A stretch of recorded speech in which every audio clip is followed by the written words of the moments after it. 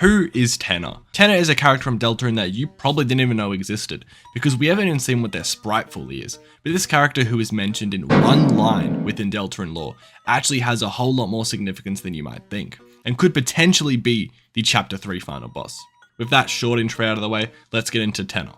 To understand who Tenna is, first we need to understand someone we're all familiar with, but I'll still go through it just in case. Spamton. Spamton was a salesman who couldn't get any sales but always wanted to be a big shot. But his luck changed one day when he came into contact with someone on the phone who would make him a success, and the success and popularity came. Spamton was extremely popular, getting TV ads, moving into Queen's Mansion, but always being on the phone with this unknown person. And this was fine until this person vanished, leaving Spamton to fall from his high position, with him only believing in one more thing: the power of Neo. That's pretty much Spamton's backstory prior to the events of Chapter 2. He discovers Chris, uses Chris to get the loaded disc and have the power of Neo before we stop him. Though I did leave out one crucial character to Spamton's backstory, which is Mike. Mike is a character who is closely associated to Spamton, but in what way, we're not so sure. When you ask Spamton about his friends, he laughs at the idea of having friends other than Chris, but specifically says, "We don't need Mike." And when he says Mike the second time, his text becomes non-capitalized and more serious in tone, with his sprite changing to look upset or somewhat disturbed. He then warns Chris to not believe anything we see on TV and that the man's a criminal.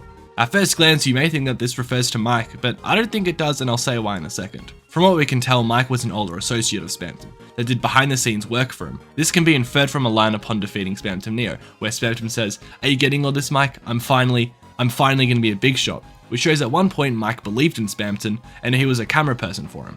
This can be further seen within the Fangamer Q&A that they did with Spamton in the Spamton Sweepstakes event, in which Spamton was asked who Mike was, and he responds very defensively saying, "Q, are you one of those Cathode's crew? You guys know nothing about Mike. Nothing. That's the way it's gonna stay. You leave him out of this." Further highlighting that their relationship was in fact positive. So where does Tenna fit into all this? Well, that cathode is probably Tenna.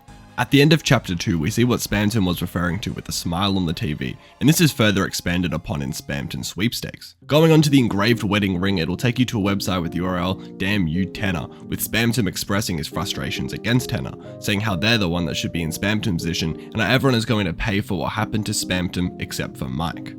Clicking on the TV leads us to a static page with the title of "You're Early," which could mean that Tenna is in Chapter 3 and we're early because Chapter 3 isn't out yet. This is more confirmed by the text on the side that says, "What are you doing? You shouldn't be here." We then get two URL options, which are incredibly hard to see, but trust me, they are there. One going to Noelle's blog and the other going to the Green Room, which to me solidifies the connection between Tenna, the Green Room, and Chapter 3. So Tenna is real and probably the person on the TV. Them and their crew, possibly made up of Shadowmen we see earlier in the Sweepstakes event, clearly did something to Spamton and Mike.